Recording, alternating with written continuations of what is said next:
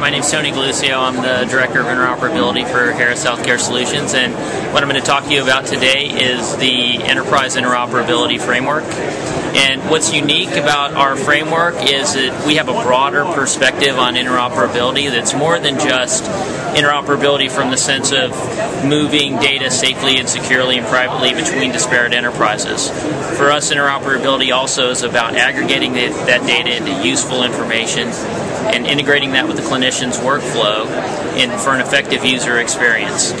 We have a framework that has 4 facets of interoperability, and right over here you can see here's the 4 facets of interoperability. They are connectivity, adaptability, capability, and effective user experience. Connectivity is about connecting safely, securely, and privately to remote disparate enterprises.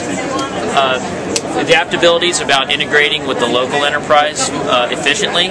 Capability is adding functionality where functionality currently doesn't exist. And effective user experience is about engagement. If you've ever been reading a book and you forget that you're reading, that's engagement. And that's the kind of engagement that the clinician needs to have with their patients.